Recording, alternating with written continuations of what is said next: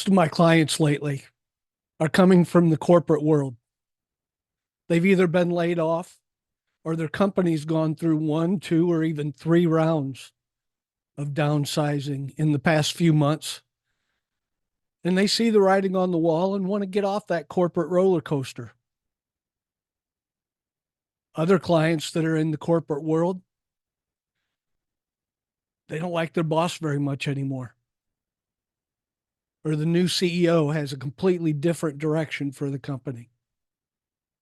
Or they finally come to the realization that their skills and experience allow them to build wealth for themselves instead of building wealth for others. Hi, I'm Luke Fry, and I owned a franchise for 20 years in the Cincinnati area. And also during that time, I was able to transform from an owner operator into a semi absentee owner that had a general manager running the business most of the time. And I was a firefighter and ended up being a fire chief for 11 years. I was a firefighter for 19 years total. Today, I'm going to touch on the three main categories of business ownership and franchising.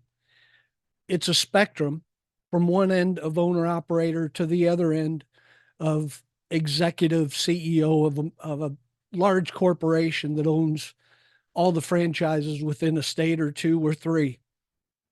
I'm going to touch on the main three different types of franchise ownership and stay till the end, because once you get to the executive level of franchise ownership, I'm going to give you four different complementary businesses that I think have proven to be successful in combining and diversifying your franchise holdings. Now, the number one, when you're moving from an employee in a corporate world into a franchise ownership, the number one, and it makes the most sense, is to be an owner operator. That way you learn all of the key nuances of running your business.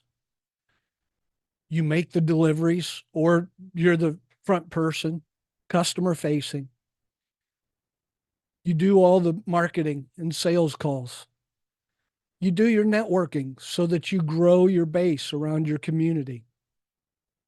In my case, I did the accounting for the first 8 years of the business. Now, how long you stay as the owner operator depends on a couple of factors. Number one, it's your execution in order to get to being cash positive and have the ability to hire a general manager to run the day-to-day operations of your business. But also, number two, it depends on the franchisor's business model. In my case, it took 2.5 to 3 years to be able to have the cash flow to bring on a general manager. I was able to bring on um, other delivery people. We were in the healthcare laundry business. So think of Cintas, except we serviced medical facilities.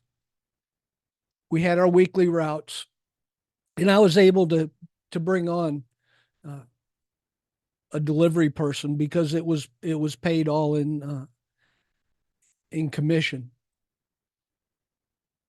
So once you get to the point where you're cash flow positive, you bring on a general manager to run your business, you're now in the semi absentee mode, and you can continue to do work in the company as you like and as you're able to bring on other people. For instance, after after 8 years, um, I hired out an accounting person to do all the accounting for me and just paid them on a monthly basis. So then step two is your semi absentee owner. This is the stage where you can start to look at being a multi unit franchise owner. You're bringing in cash with your initial unit, and now you have enough funds to be able to invest in your second unit, bring on another general manager to run that second unit.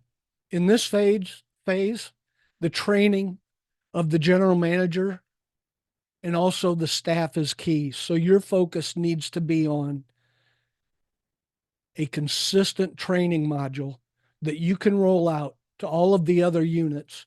And they're typically within the same franchise at this point.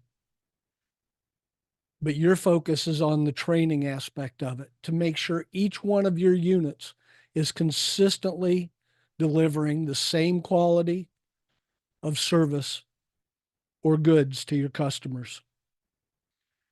Now, the last is once you get into the executive mode of franchise ownership. At this point, you own multiple locations or units, typically within the same franchise brand. Doesn't have to be that way. You have a corporate structure. So you have someone who's doing your marketing and sales for you. You have possibly an accounting team. You have probably an operational manager or chief operating officer, depending on how large you are at that point. But you also have multiple units. And this is where you can diversify. And the four different businesses that make sense to me and that I've also seen that are proven to be successful, combining a tree service franchise like Joshua Tree with a lawn care service, or Neighborly has multiple types of household services that combine well together, and you can invest in multiple brands. Real estate developers and a franchise called Homati, who does marketing for real estate agents. Imagine turning an expense for your business into a revenue stream that you're gaining from other business owners. And another one would be a fitness center owner tying in with fitness machine technicians. It's an interesting brand, but again, you're turning something that's currently an expense, and with your fitness machines being down, it's a customer issue at this point. But you're turning that into, not only would you be servicing yourself first, you put yourself first on the calendar, but you can turn that into a revenue stream servicing other fitness center franchises. If you want to talk about this, any more of this in detail, you see my email address below. Just shoot me an email, or you can give me a call, and I'll put my number in the comments section below. Please leave your comments. Let me know what ideas you have to be able to grow your business through franchising. Thank you for watching this episode of the Successful Franchisee's Beautiful View. Stay safe and win every day.